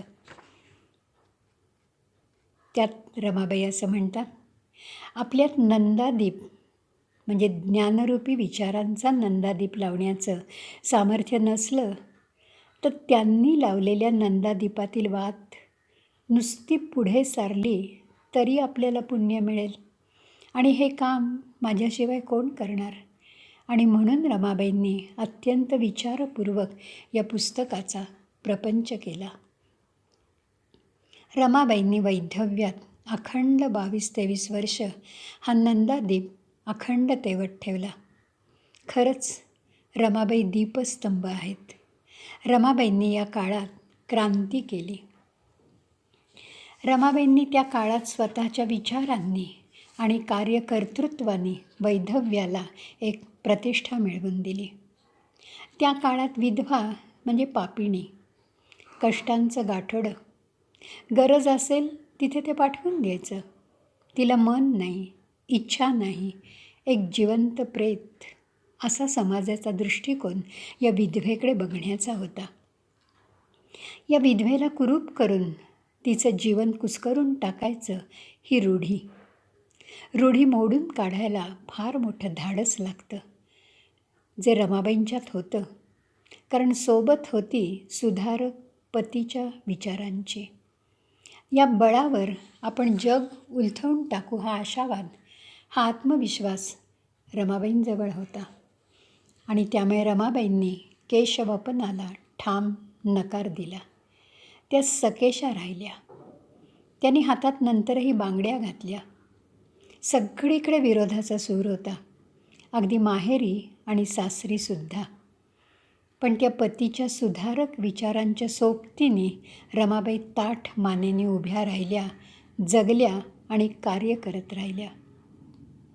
या काळात रमाबाई कृतीने क्रांतिकारक दिसल्या, तरी त्यांच्या दिसण्यात खूप बदल झाला होता. त्या वृत्तीने गंभीर झाल्या होत्या. आनंदी, हसतमुख, तेजस्वी चेहरा आता जरा मलूल झाला होता. आवाजात कारुण्य आलं होतं. डोळे सारखे अश्रूंनी भरून यायचे. दिवंगत माधवरावांचं मोठेपण त्यांच्या पाठीशी होतं, पण त्यांनीही त्यांच्याकडे वर्तनाने, कार्यांनी खूप मोठी प्रतिष्ठा मिळवली होती. समाजाने त्यांना प्रतिष्ठा, मोठेपणा बहाल केला होता. त्यामुळे रमाबाईंनी विरोधकांकडे दुर्लक्ष केलं आणि दुर्लक्ष करणं हीच त्यांची फार मोठी शक्ती होती. नियतीचा, वैधव्याचा कौल मान्य करून त्यांनी त्याचा मनोमन असा अर्थ लावला की माधवरावांच्या पश्चात आपल्याला भगवंतांनी मागे ठेवलं आहे, ते त्यांचं अपूर्ण कार्य पूर्ण करण्यासाठी. त्यामुळे कार्याचा वेग आता वाढवायला पाहिजे. आपल्या उर्वरित आयुष्यात आणि त्या जीवनात त्यांना असा अर्थ लावता आला. जीवनाचा अर्थ लागल्यामुळे, तो अर्थ पटल्यामुळे दुःख उगाळत बसून शोक करत बसण्यापेक्षा स्वतःला कामात झोकून द्यायला पाहिजे. हा विवेक आणि त्या विवेकानुसार प्रत्यक्ष कृती करण्याचं सामर्थ्य रमाबाईंना मिळालं. माधवरावांना अपेक्षित असलेलं कार्य म्हणजे समाज सुधारणा, स्त्री शिक्षण आणि स्त्री जीवनविषयक विकास. या कार्यासाठी 23 वर्ष त्या झुंजल्या, तनाने, मनाने आणि धनाने. समाजापुढे स्त्री कर्तृत्वाचा, स्त्री शक्तीचा जागर केला. विधवा ही प्रतिष्ठित असते याची समाजाला जाण आली ती रमाबाईंच्या सामाजिक कार्यामुळे. 1903 रमाबाईंच्या कार्याला, त्यांच्या विचारांना आता गती मिळायला लागली. त्यात त्या पूर्ण रमल्या आणि त्याच वेळेला रमाबाईंना प्लेग झाला. त्यांच्या व्रतस्थ कार्याच्या पूर्ततेसाठी नियतींनी त्यांना त्यातून लवकर बरं केलं. प्लेगसारख्या प्राणघातक आजारातून आपण बऱ्या झालो यातला नियतीच्या मनातला कौल रमाबाईंनी ओळखून घेतला आणि त्या वेगाने कामाला लागल्या. बोनस आयुष्याचा अर्थ त्यांना समजला. 1904 ते 1924 या काळात रमाबाईंनी स्वतःला अक्षरशः जुंपून घेतलं कामासाठी. रमाबाईंच्या कार्यकर्तृत्वाचं खरं स्मारक म्हणजे सेवा सदन ही संस्था. 1908 साली मुंबईला आणि 1909 पुण्याला सेवा सदन या संस्थेची स्थापना रमाबाईंनी केली. सेवा सदन हे रमाबाईंच्या कार्याचं चालतं बोलतं स्मारक आहे. सेवा सदन म्हणजे रमाबाई आणि रमाबाई म्हणजे सेवा सदन. रमाबाई आणि सेवा सदन यांच्यात द्वैत नाही तर अद्वैत आहे. स्त्रियांसाठी स्त्रियांनी केलेले स्तुत्य उपक्रम म्हणजे सेवा सदन ही सेवाभावी संस्था. सेवा सदन हे जणू काही रमाबाईंचं अपत्य होतं. खरं तर सेवा सदनाशी त्यांची सगळीच नाती जोडलेली होती.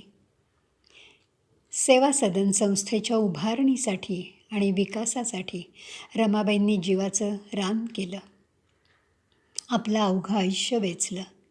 सेवा सदन संस्था हा त्यांचा श्वास होता, ते त्यांचं विस्तारित कुटुंब होतं.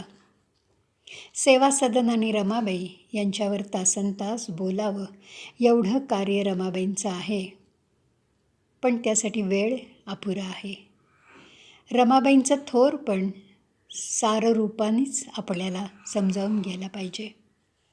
मुलींसाठी सक्तीचं प्राथमिक शिक्षण सुरू करण्यासाठी झुंज देणारी क्रांतिकन्या म्हणजे रमाबाई. स्त्रियांना मतदानाचा हक्क हवा. हा अधिकार रमाबाईंच्या अथक प्रयत्नांमुळे आपल्याला मिळाला.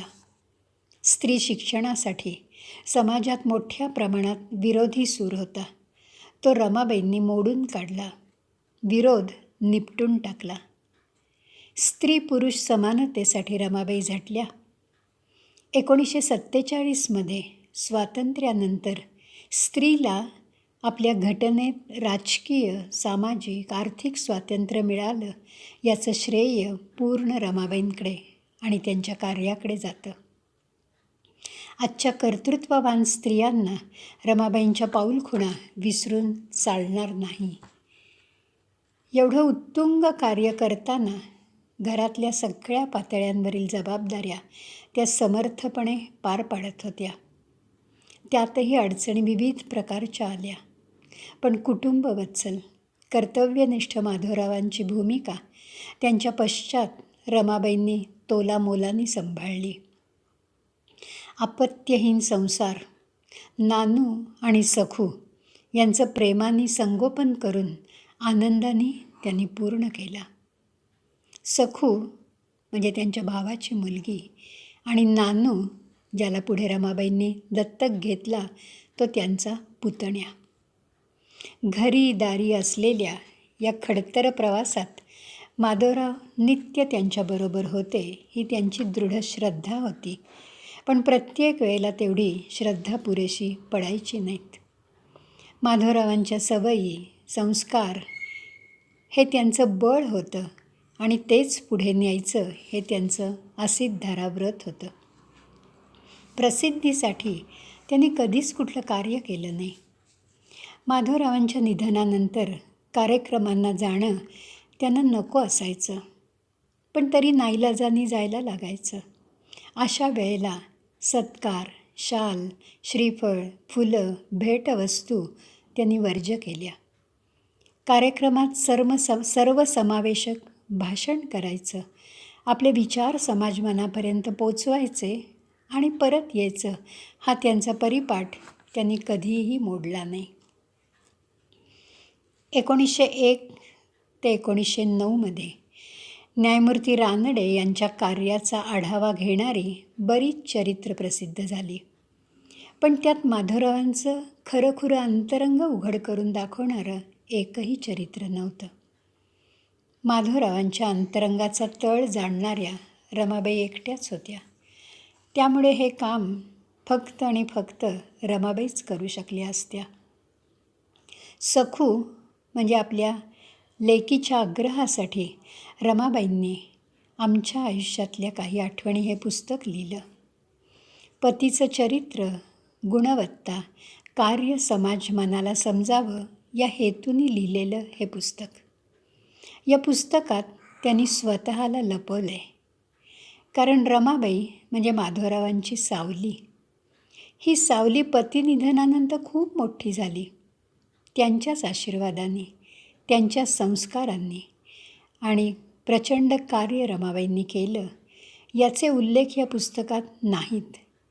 कारण हा ग्रंथ माधवरावांच्या मृत्यूपाशी थांबतो. रमाबाईंनी हा ग्रंथ अर्पण केला आहे आपल्या कन्येला सखूबाईला. कारण तिचा आग्रह होता म्हणून रमाबाईंनी हे पुस्तक लिहिलं. ग्रंथ खूप लोकप्रिय झाला. त्याचं साहित्यिक मूल्यही महान आहे. याचं भाषांतर इंग्रजी आणि गुजराती भाषांमध्ये झालं. माधवरावांनी आपल्या पत्नीला कधीही कमी लेखलं नाही. त्यांच्या गुणांना पूर्ण वाव दिला याची जाणीव रमाबाईंना नित्य होती. रमाबाईंच्या कार्यातल्या काही उल्लेखनीय घटना सांगाव्याशा वाटतात. 1904मध्ये मुंबईला भारत महिला परिषद भरली. त्याचं अध्यक्षपद सहजपणे रमाबाईंकडे चालून आलं. या परिषदेला 800 महिला उपस्थित होत्या. स्त्रियांच्या विकासासाठी केलेलं रमाबाईंचं भाषण खूप गाजलं. कौतुकाचा वर्षाव झाला. रमाबाईंच्या विचारांचं द्रष्टेपण सांगणारं हे त्यांचं भाषण. 2 एप्रिल 1908ला मुंबईत मुलींसाठी हायस्कूल काढायचं ठरलं. अध्यक्ष आणि उद्घाटक अर्थातच रमाबाई होत्या. रमाबाई तयार नव्हत्या जायला, कारण पतिनिधनाचं दुःख थोडंसं बाजूला जातंय तोपर्यंत सखूबाईंच्या निधनाचा खूप मोठा धक्का रमाबाईंना पचवायला लागला.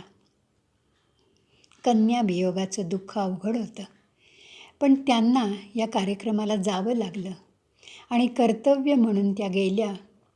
अत्यंत उत्तम भाषण, मार्गदर्शनपर भाषण त्यांनी केलं, पण अतिशय विरक्त वृत्तीने, तटस्थ बुद्धीने.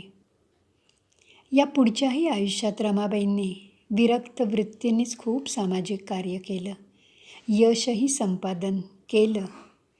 रमाबाईंचं त्यांच्या भगवंताकडे एकच मागणं होतं, हिंदुस्थानची सेवा करण्यासाठी मला अनेक जन्म मिळू देत.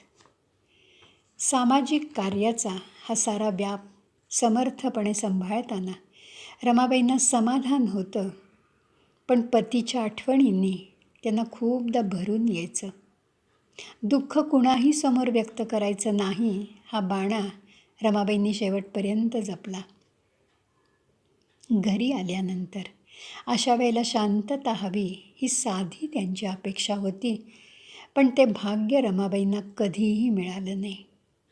घरच्या कटकटी, घरचे असंख्य प्रश्न आवासून समोर उभे राहायचे. सखू म्हणजे रमाबाईंची मानसकन्या आणि नातू म्हणजे पुतण्या, ज्याला त्यांनी दत्तक घेतलं. सखूला दोघांवर, सखूवर आणि नानूवर रमाबाईंनी पोटच्या पोरांसारखी माया केली. त्यांचा प्रेमाने सांभाळ केला. हवं नको ते सगळं बघितलं आणि आपल्या या आईच्या भावनांची, प्रेमाची जाणीव सखूला पूर्ण होती. पण ती हे जग सोडून फार लवकर गेली. तिच्या मुलाचं म्हणजे माधवचाही सांभाळ रमाबाईंनी तो अगदी लहान असल्यापासून केला. नानू हा पुतण्या मात्र आस्तनीतला निखारा निघाला. तो रमाबाईंच्या विरुद्ध उलटला. कोर्ट कचेऱ्या रमाबाईंच्या मागे लागल्या. रमाबाईंची चूक काहीही नाही, पण नियतीपुढे कोणाचं काय चालतं. चूक असली तर एकच, माधवरावांना शब्द दिल्यामुळे. रमाबाईंनी सगळी नाती, सगळ्या कौटुंबिक जबाबदाऱ्या त्यांच्या पश्चात समर्थपणे सांभाळण्याचं व्रत घेतलं आणि त्यानुसार सगळ्या जबाबदाऱ्या यथाशक्ती पार पाडल्या. सगळ्या नात्यात समतोल वृत्ती ठेवून त्याला न्याय दिला. नियतीही त्यांनी शांतपणे मान्य केली. जबाबदाऱ्यांचा आणि त्यातील दुःखांचा अतिरेक झाला. सारं काही सहजीवनाच्या सुरुवातीपासून मूकपणे स्वीकारल्यामुळे रमाबाई आता गोठून गेल्या. मनात कसलीही कटुता ठेवली नाही, तरी त्या जास्त विरक्त होत गेल्या. मौन व्रत त्यांना आवडायला लागलं. माधवरावांच्या मृत्यूपत्रातील सगळ्या गोष्टी मान्य करून रमाबाई त्यानुसार वागल्या. नानूला दत्तक घेतलं. स्थावर जंगम सगळी मालमत्ता त्याच्या नावाने करून दिली. तरी तो आणि त्याचे आईवडील सगळे उलटले. रमाबाईंचे शत्रूच झाले. दत्तक योजनेमुळे माधवरावांनी रमाबाईंच्या पदरात खूप मोठी जबाबदारी टाकून त्यांच्या मागे जन्माची चिंता लावून दिली, असं त्या काळात समाजातली मोठी माणसं बोलायची. वाडा नानूच्या ताब्यात देऊन त्या लोणावळ्याला राहायला गेल्या. मनावर धोंडा ठेवावा लागला, पण परत त्या घराकडे त्यांनी वळूनही पाहिलं नाही. त्यांना फक्त वर्तमानात जगायचं होतं. भूत आणि भविष्याचा विचार त्यांनी सोडून दिलेला होता. घरातील कटकटी रमाबाईंनी सामाजिक कार्याच्या आड कधीही येऊन दिल्या नाहीत. पण या त्रासाचा त्यांच्या शरीरावर खूप मोठ्या प्रमाणात परिणाम झाला. शरीराला, मनाला विश्रांती, शांतता आणि निवांतपणा हवा होता. जबाबदारीची कामं पूर्ण करून आता कायमची विश्रांती घ्यायची मनाने त्या केव्हाच न्यायमूर्तींच्यात विलीन झाल्या होत्या. रमाबाईंचं शरीर पार थकून गेलं. जणू काही शरीराने असहकारच पुकारला आणि असंख्य दुखणी त्यांच्या मागे लागली. परावलंबन अति त्रासदायक. ओझं होऊन जगण्यात काय अर्थ आहे, असे अनेक विचार रमाबाईंना सतावत होते. नुसतं पडून राहणं म्हणजे खरं जिवंतपणी मरणच. माधव म्हणजे सखूचा मुलगा, ज्याला रमाबाईंचा खूप लळा होता, तो मात्र सतत आपल्या या आईबरोबर असायचा. खरं तर आजी, पण आईसारखा सांभाळ नानूचा त्यांनी केल्यामुळे नानूचाही त्यांच्यावर खूप जीव होता. तो 1 वर्षाचा असल्यापासून त्याला रमाबाईंचा प्रेमळ सहवास मिळाला. माधवला रमाबाई आई वाटायच्या. माधवचे वडील म्हणजे रमाबाईंचे जावई नावाजलेले वकील होते. त्यांचा रमाबाईंना कोर्टाच्या प्रकरणात खूप मोठा आधार होता. पण तेही खूप लवकर सगळ्यांना सोडून गेले.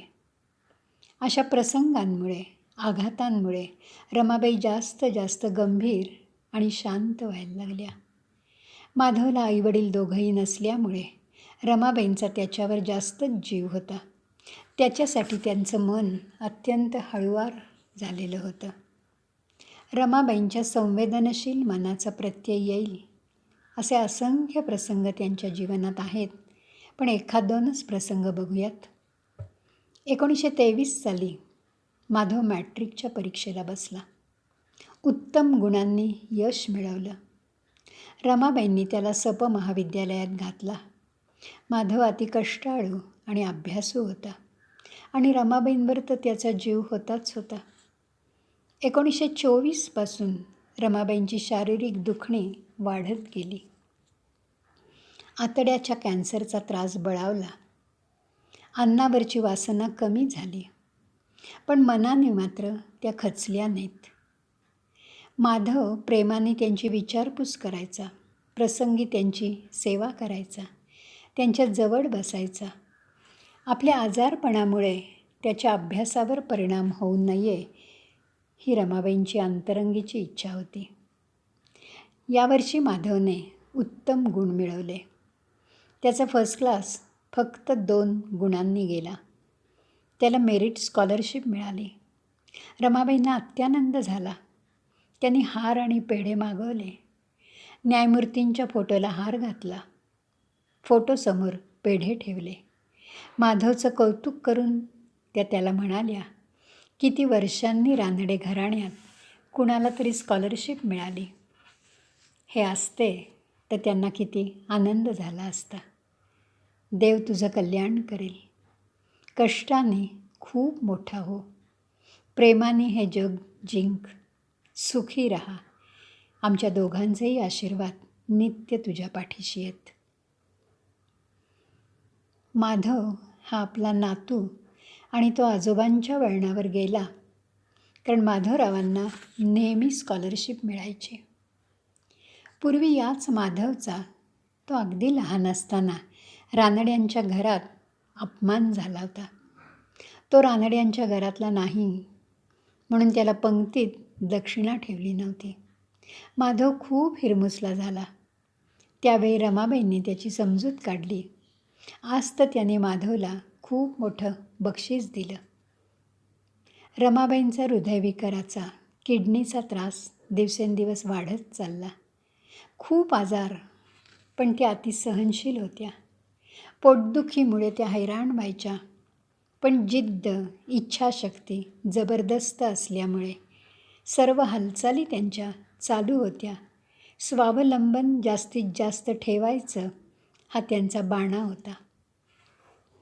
रमाबाईंच्या मनाला आनंद आणि समाधान देणारी एक महत्त्वाची घटना या काळात घडली.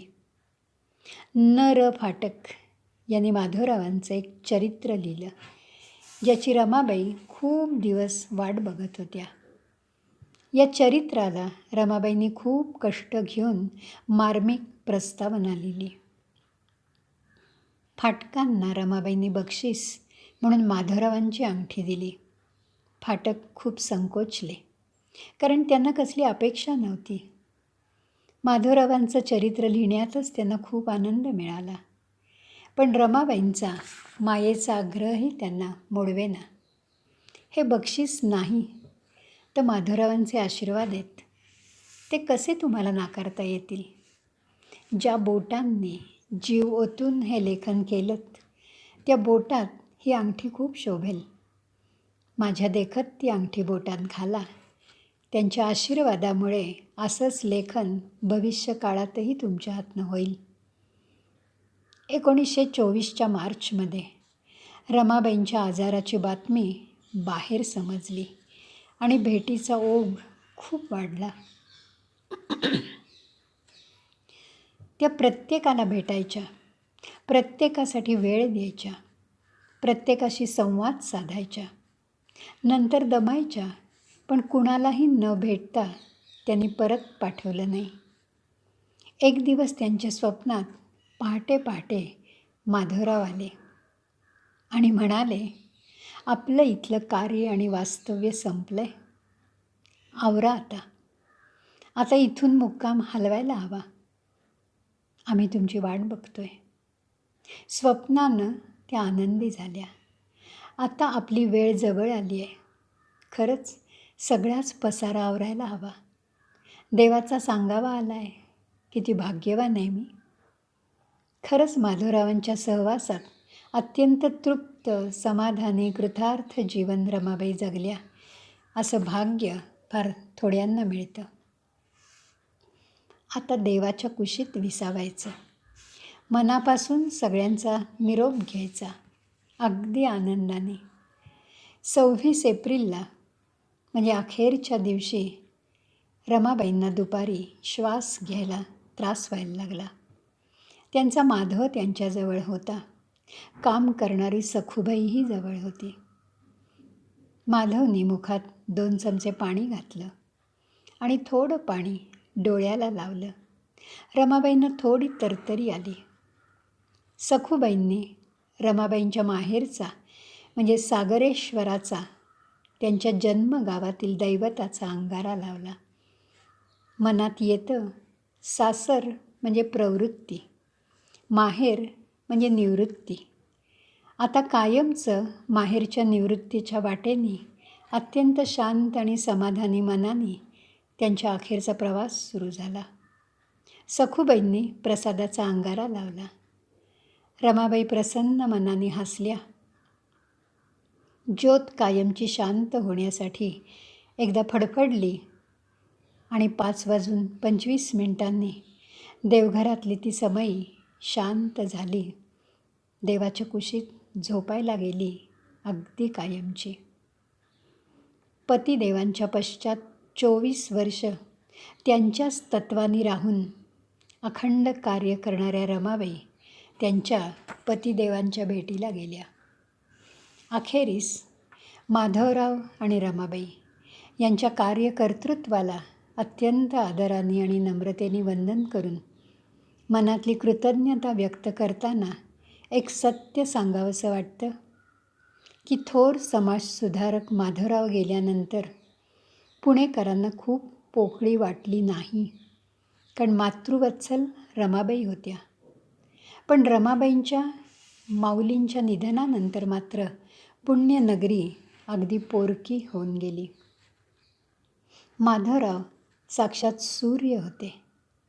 या सूर्याच्या प्रकाशात, सूर्याच्या सान्निध्यात रमाबाई घडल्या, विकसित झाल्या. रमाबाई म्हणजे पतीची सावली. पण सूर्याच्या अस्तानंतर ही सावली हिमालया एवढी मोठी झाली. रमाबाईंनी मातृवात्सल्याने सगळ्यांना ऋणी करून ठेवलं. हे ऋण कसं फेडणार? फेडण्यापेक्षा त्या ऋणातच राहून या मातेला त्रिवार वंदन करूयात. रमाबाईंना वंदन म्हणजे स्त्री शक्तीला वंदन आहे आणि रमाबाईंचं आयुष्य, त्यांचं कार्य समजून घेणं म्हणजे स्त्री शक्तीचा जागर आहे. धन्यवाद.